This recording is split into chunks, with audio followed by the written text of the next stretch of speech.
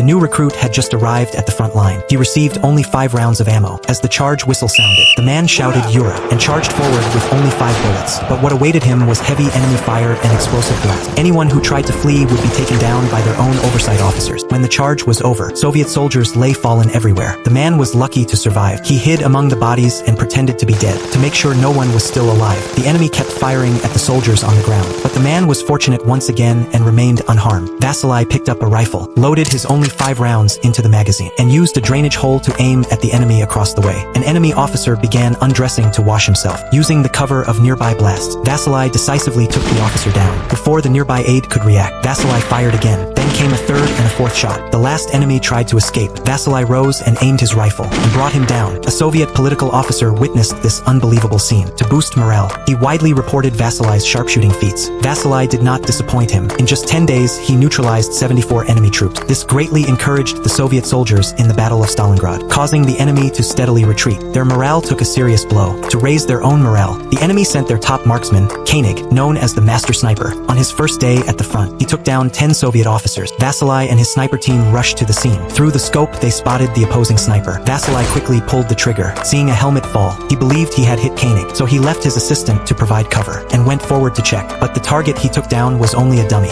The man immediately realized it was a trap, but it was too late to stop it. His covering teammate was struck by Koenig. Vasily didn't dare move recklessly. Suddenly, he spotted a cigarette butt. It was still warm, meaning the sniper was still nearby. If Vasily exposed himself, he would be targeted instantly. Suddenly, enemy bombers began attacking the area. His frightened teammate tried to get up and flee, but the next second, Koenig fired and took him down. Vasily used the explosion dust as cover and managed to get away. To deal with the enemy's top sniper, the Soviets sent another sharpshooter, Ivan, to help Vasily eliminate Koenig. To lure out the enemy sniper, they first cut the phone line. When enemy signal troops came to repair them, they took them down one by one. They neutralized more than a dozen signal troops this way. Koenig soon heard about it. He captured a Soviet prisoner, made him pose as a repairman. While Koenig watched closely, he successfully located Vasily's position. Then Ivan slowly lifted a helmet, trying to bait the sniper into firing. Koenig saw through the trick instantly, so he aimed at their escape route instead. Ivan tested the area for an hour, but the enemy sniper never fired. Vasily decided they should change position. Ivan leaped forward, but was suddenly struck. Vasily, right behind him, narrowly escaped the shot. Seeing Ivan on the ground, Vasily felt fear for the first time. Back at base, Vasily was deeply discouraged, but the political officer told him he had placed an informant near Koenig. Soon, the Soviets received intel that Koenig planned to ambush passing officers. Vasily and his assistant rushed to the location. They planned to circle behind Koenig for revenge. They crawled into an abandoned pipe, but the pipe was too narrow. Their movements made loud sound, shaking loose dust everywhere. Koenig sensed something was off. He changed positions and aimed secretly at the pipe's exit. Just as Vasily emerged, his assistant was struck. Another shot followed, knocking Vasily's rifle away. Vasily hid behind a furnace. He told the other assistant to go back for help. He tied a knife to a rope, trying to hook his rifle back. After several tries, he finally hooked the rifle.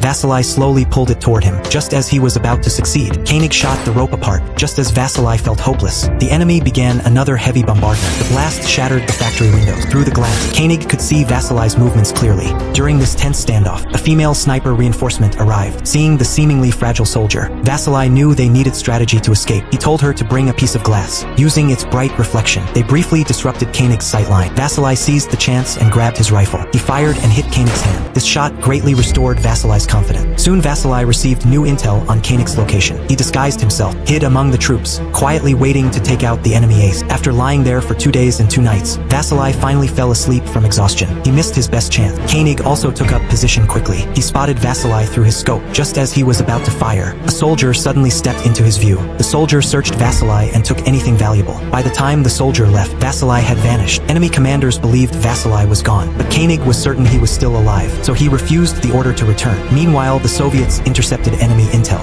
claiming Vasily had fallen. Soviet leaders were furious. His supposed death would heavily damage morale. As the political officer worried, Vasily suddenly returned. He vowed he would finish the enemy ace this time and restore the soldier's spirit. Soon Vasily learned Koenig's whereabouts again. They faced off at a station for a full day. Neither dared to move. To draw Koenig out, the political officer exposed himself and was struck by Koenig. Hidden beneath sheet metal, Koenig thought he had hit Vasily, but to be sure, he continued observing from the shadows. After watching for a whole day, he slowly pushed the sheet metal aside and crawled out from underneath. He carefully approached the opposite side, trying to confirm whether Vasily was gone. But suddenly he sensed someone behind him. His sniper intuition told him he was already in someone's sights. Indeed, Vasily had him lined up. Koenig knew he would not escape this time. Vasily fired and ended the duel. The showdown between the two elite marksmen was finally over. Using only a Mosin Nagant rifle. Vasily neutralized around 400 enemy troops, and the snipers he trained together took down more than 10,000 enemy combatants.